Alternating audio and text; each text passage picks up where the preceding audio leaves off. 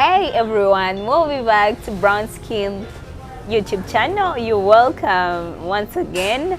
I'm your girl Arena, and it's always a great opportunity having you here. Thank you for the viewership, thank you for the follow-up, thank you for everything. I love the comments, I love everything that you do and your support. Thank you so much. And today we are going to be discussing about DNA. You know, it has been trending all over, it has been everywhere. But before I go there, I want to have something new for you that you could love to join.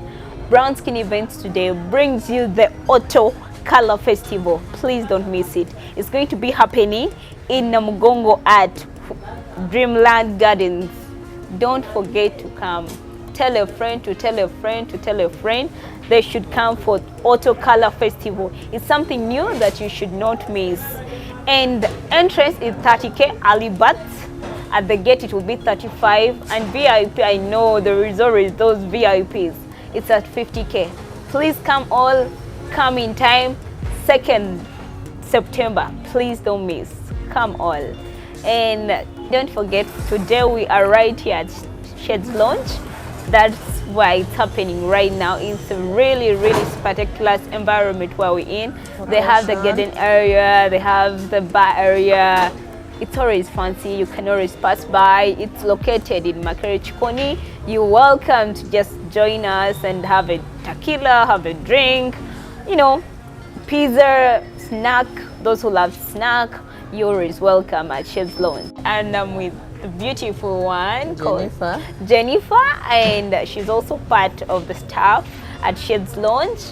And you can tell us about what do they expect when they have to come here. Actually, when you visit us at Sheds Lounge Chikoni Makere, we have a variety of things. We do have pizza, there's chips, chicken, goat's meat. Oh God, and that goat's meat is so nice. Yeah, local food, the tequilas, the drinks, and everything. They should come and join them, automatically.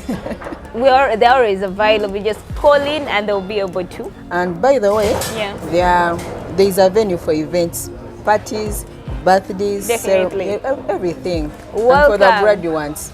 You know, the July, August, you know, we are in the middle.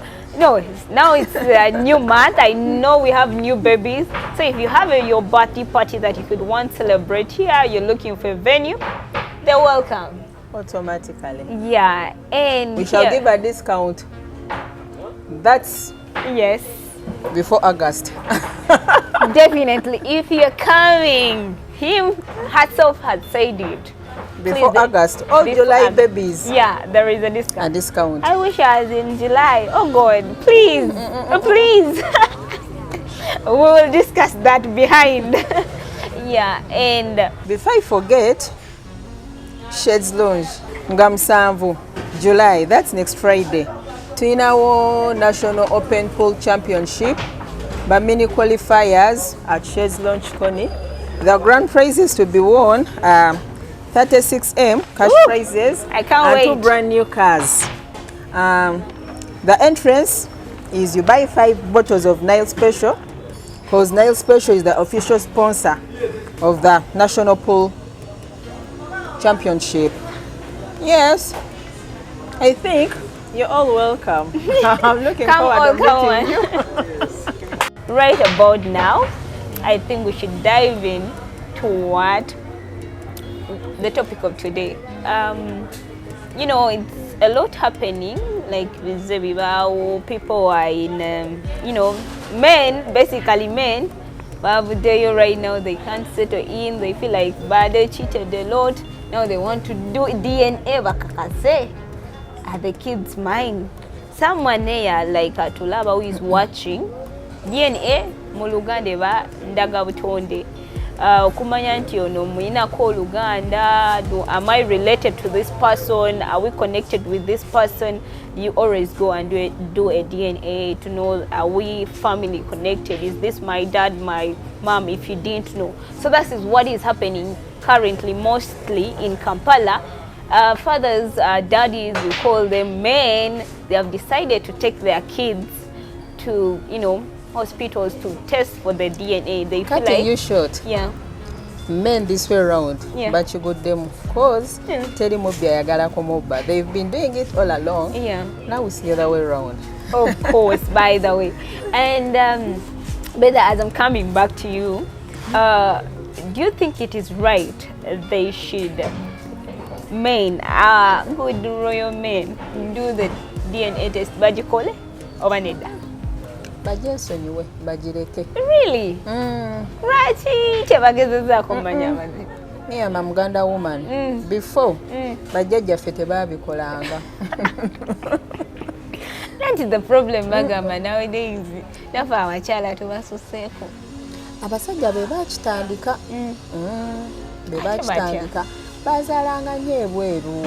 Nanti bagamba mu Buganda ate nga Buganda nti olinga alina sajjalaata. Tetuganya sajjalaata. Sajjalaata gwe bw'oba olina ky'okoze kikole. Naye baakisussanga. Kusajjalaata baakisussanga. Naye ekyendaga butonde nga bw'ogambye ekyo bakireke. Kuba ne bajjajjaffe baazaalanga ne batuuka kufa ng'abamu tebaboogeddeeko. And they would, in fact, they would even inherit some of the belongings. Bwoganye buganye. Bakyesonyiwe ekyo bakireke. Bandigezezaako batwesige bwesizi. Kubanga ekyokuza nga bw'olaba oyo omusajja eyesse nga amaze ozuula amazima gwe twalabye ku mawulire. You know, kiyinza obba kati imagine okuziza omwana kati ngezaako kuba sayidi y'abasajja yadde I know how it feels to the women nti okuziza omwana omusomesezza amaze osoma ne bakugamba siwe kyamubuntu bibaawo naye tuba tetulimbye nnyo. Omanyi ebintu ebimu olina okubitunuulira both ways okitegeerayo. Kati okuziza omwana omaze omusomesa ate omututte ku ndaga butonde. Olowooza omwana oyo ku myaka gye tugeze gwe batutte ku ndaga butonde ne kitaawo okitegedde nti gwokuza omanyi nga kitaawo si ye kitaawo. How would you feel? Okay, it will break me down kijja kunnuma naye mbadde nsuubira at least omanyi okutegeera amazima oluusi kituyamba nomanya ati okay nemanya obuvo bwange oba nomanya kale ono omwana si wange naye ntegedde amazima nyinza osigala nga mukuza naye nga ntegedde amazima nti si wange. Ekyendaga butonde abasajja so let them just trust bakiveeko kuba kya bulijjo omukazi nga tannafa yamanya taata w'omwana era omukazi lwafudde buli mbuzi lwemanyibwa ki nnyiniyo buli mbuzi lwemanyibwa nnyiniyo. Kati ekyokutwala abaana ku ndaga butonde okuggyako mpozi nga bwe bw'aba akikoze nga bukyali ku eno tender age nga bukyali ku tender age oba nga this paternity bagita paternity test nga kakyali mu lubuto. It is good. Naye kati omwana akuze atuuse n'okuleetera omusajja amukwanjulire oba omwana akuze aleese mwana munne ng'olyoka omugamba mbu ate sinze kitaawo. You know how that is tormenting. At least oba otegedde nti eno si gyenva. Bajjajjaffe baabeerangawo ne bazaala abaana n'akimanya nti mukazi wange yazaala mugundi naye n'abeerawo n'akuza omwana n'atuuka n'okugaba ebyobusika ng'agamba nti ono sinze muzaala kale bw'aba abadde wakufuna 50 kamweyo ka 20%. Naye olowooza ffe abakyala tetulimbye nnyo awo kyekituleetera kyekireetedde abakyala olaba naye kennyini ogaa tugireke kiki ekituleetera otuuka awo nti otuuka ekiseera noga ninamu omwana naye saagala bamutegeera. Omanyi ekireeta ekyo first and foremost abasajja abamu betuganza oba abatuganza bwe kiba kitandika babeera bakkakamu ate babeera bantu balamu. Then as we grow in the relationship oba mu marriage ne bakyuka ne batandinga into something else ekitegeera kati ne bw'oba ng'okoze ensobi oba otya okuvaayo okola ki okujoogerako yet ate nga kya bulijjo mistakes do happen oba okitegeera kati olumu oyinza okwekanga ng'olina omusajja I'm sorry to put this on ground naye abasajja abamu bakimanyi nga sexually Yeah. tasobola kusatisfyinga naye nga ate asobola okuzaala. You'll do that, you'll need that sex urge, you'll have that sex urge, you'll still want for more. Kati weekanganga mu ekyo ky'oba ogenza okukola okoleddeyo ki ensobi okitegeera. Kati n'obeera mukano nti nze omukazi omufumbo banaagamba batya nti afiiridde mu abortion, ogamba kanzaale omuki omwana abeerewo. Ekituufu oba okimanyi ne taata w'omwana oba okola ki omumanyi. Lwaki tomumuwanga bukyali? Era nannyini mwana omumugamba nange omanyi nti yono omwana gw'omuzaala omumugamba naye n'asirika n'atabanja. Kale abamu bavaayo ne babanja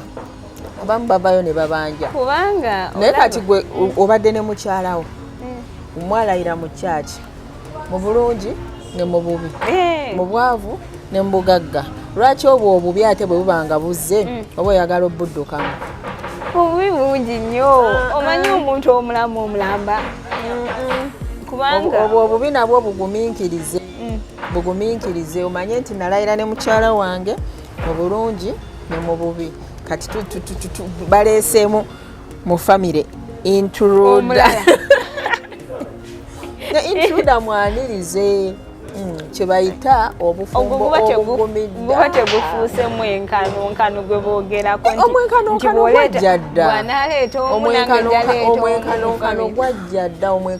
gwajja dda. Yes, omwenkanonkano okumanya gwajja dda twekolera buli kimu katukisobola. By the way, katubulako kintu kimu ndooza genda mu malwaliro tuteeka mu mbuto artificial insemination tuzaale baana zaale akaanako nga kakikakyo naye ng'ebisigadde mubisobola automatically. naye nze ku ebyo ebya gundi DNA nga bw'okiraba tuminze era bwe nalabye gundi waliwo neeno ndowooza ne Farida Nakazi bwe yakyogerako oba wakalabako akatambyako omwana bamala ozuula nti tekyali kika kye ne bamu media bamuzuula nga si wa kika ekyo ne bamugamba nti bamugobye ate byali buli wamu biki. Nze nganze kyanyuma kubanga omwana obwati nga muto ogenda kamera buli omu n'amanya nga bwe bamuzaala ebbali biki.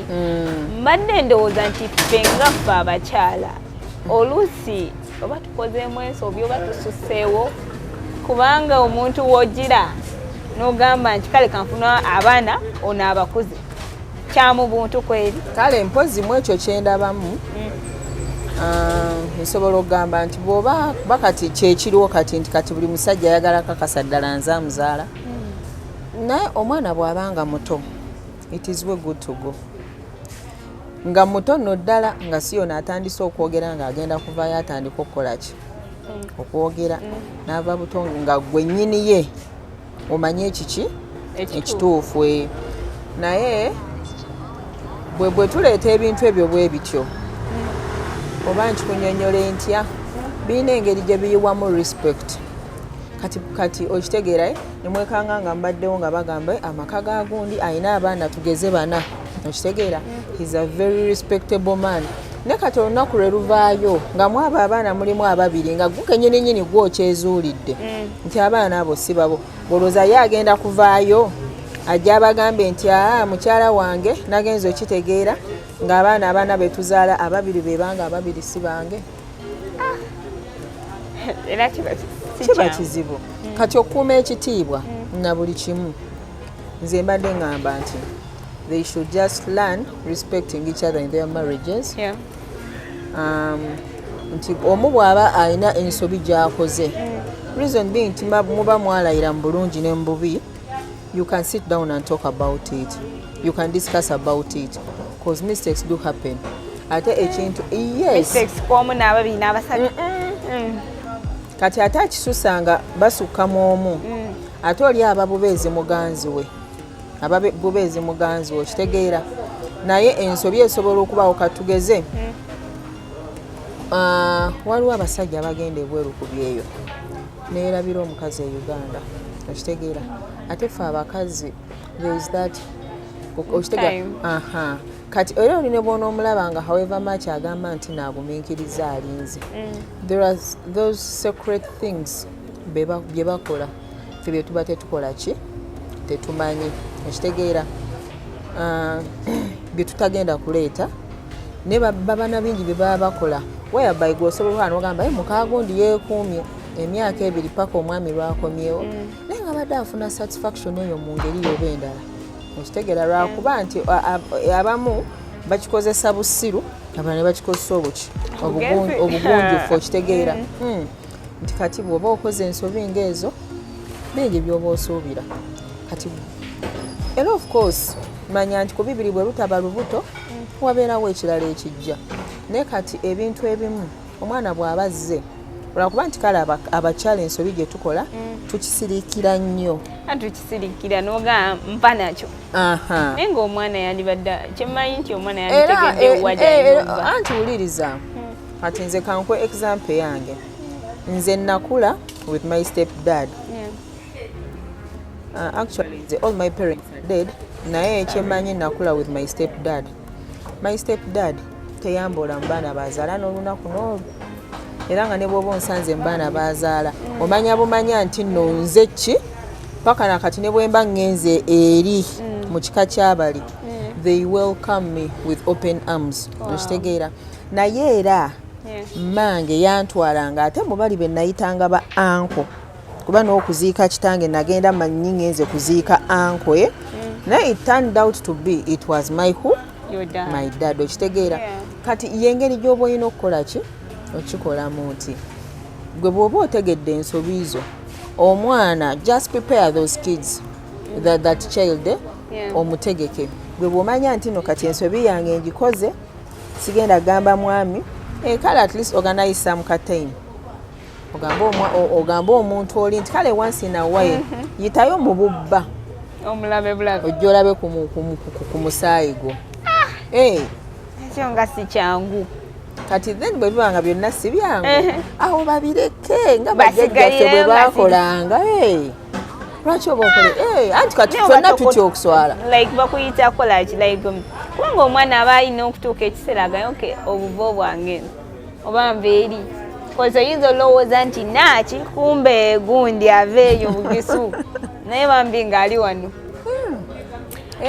kati omuntu bwa kwaba Abasajja cause I don't mean are watching this show bw'amala ozuula gw'omusuubira akole ki maybe nga babazudde nga bambi mazima mu baana balina kati nga bwe baatandika eno embeera egamba nti bwe mba ntegedde nti mukyala wange bwansobya kuba kati abamu balina this tendency bw'aba asowaganye n'omukyala edda abakyala ffe twanobanga ne kati abami bebeetegulamu tekuba kuno bane bebeetegulamu nagaga ngende neyeetegulamu oba kumala wiiki oba emu oba bbiri kuba nze mmanyi everything has a beginning and everything has an end okitegeera so you just give everything time obulumi bubaawo ku mutima okitegeera obulumi bubaawo naye kiruma okubanga okuzizza omwana gw'otazaala naye ate buli lwe muba mukola ebintu ebyo lowooza ne ku mwana ono okitegeera teweerowoozaako nga ggwe weka era kati bakyala bannange ndooza ke kaseera buli alina abaana yanjulira omusajja buli omu mugamba abaana be batuse batta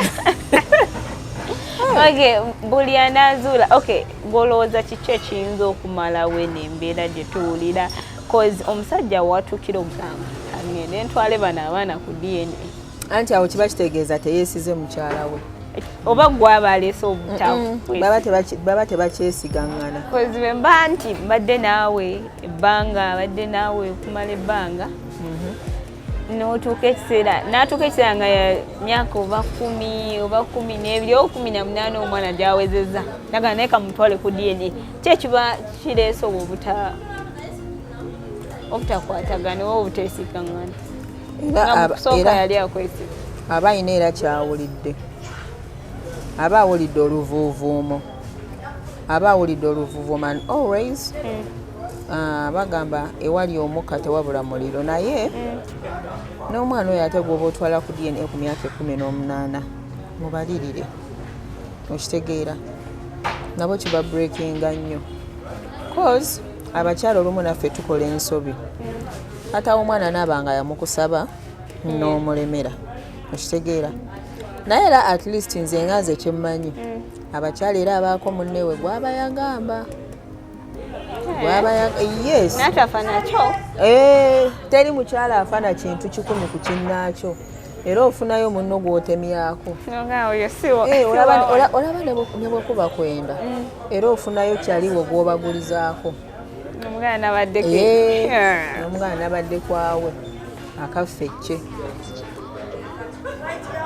mwe ensonga yennyini gwolowooza kiki ekiyinza omumalawo bino byonna n'ogamba bwe tukola bwe tuti ne bwe tuti bino ebya DNA biyinza okuggwawo obutesiŋŋana like manyi bingi bireeta bingi mu bufumbo ne batandika olwana ojja mutwala sijja mutwala kyagala okole wosi wo you get it nti what can be settle this for once and for all kyosuubira tetuyinza okukola kubanga bangi bagamba zo tukkirize tugaane DNA zirina okubaawo ate kati n'embeera we yatuuse men are really feeling insecure about it so DNA zirina okubaawo naye bw'oba owulira nga wakwana omuntu obanga waganza omuntu wo nga tomwesiga then kola paternity test at an early age omanye nti nno olubuto lwendabirira lwange ntegekera mwana wange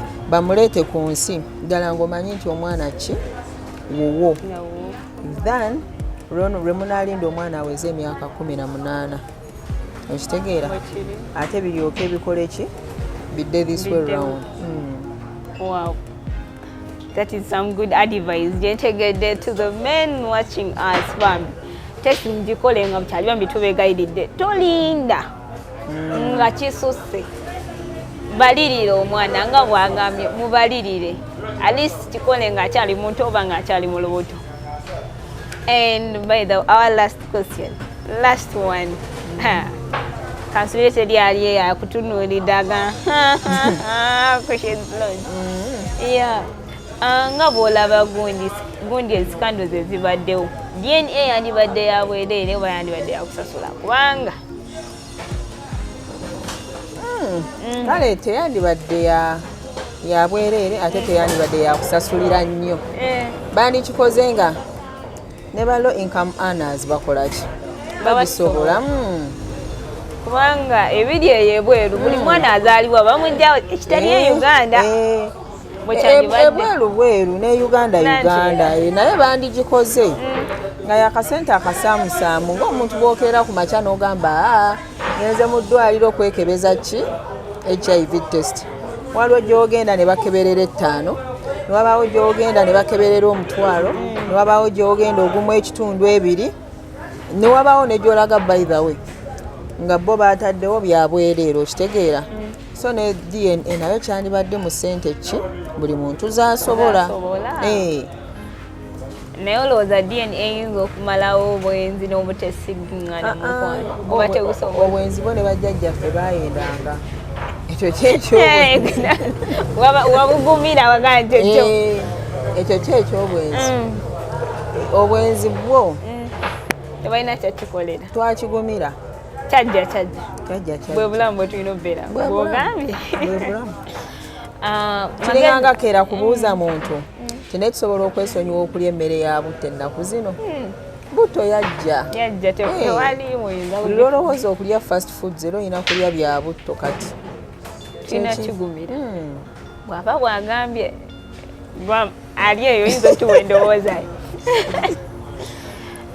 like advice kijowa like tulaba right now gyoyinza omusiibula nayo n'ogamba munazi kino ne kino kyekyandiyamba obufumbo obwo kubanga mulimu olio kati ali mutulaba kati naye nga kyebali mu nnyumba ekiriwo nga kya DNA yazze magezi kigomowa annaye bintu bino bizibu nga bwe batugamba tweberere mbwebererezi tweberere mbwebererezi kuba osobola okubayo n'ogamba kambulira omusajja amazima nakugirayo ejjambiya olaba bwakulesa obwana baate nga buto bakulesezza obwana bwo kati munnange mbeera yakwebereramu afe n'ekyama kye bw'ogambye gwe bw'oba owulira nga ekyama kyo bw'ona okyogera gw'ogenda okibuulira nga ajja kuhandolinga mukyogereko mukirevising mukyovercoming gwe bw'oba olaba nga gw'ogenda okubuulira ekyama ky'onsolo weetegule nga bukyali gyetegule kati. Oh, thank you so much. It was great having you here. It was great your time to Kiriza. Just not today. It is a big opportunity, Bambi. Thank you so much. You're welcome. Until next time. Thank you. But I thank you so much to our viewers. It was about DNA tests that are currently happening. And we're trying to catalyze this out and see what we can do, how we can do it. As she advised you, please pick what you can pick, take what you can take, and know how to overcome this. Let it not get you when you're not ready. And if it is a relationship with a lot of, secrets, sometimes it dies. Open up, talk, and see if you can find a solution to that. Thank you so much for viewing The Love Seat. Please subscribe, comment, share. I want to hear your idea about this. Because today it's somewhere, today it will be on you. You can help your friend through your advice. You can help a friend through your, any advice, any comment. It will encourage or help someone there. Thank you so much. Till next time, Brown Skin Events with your girl Arena, The Love Seat.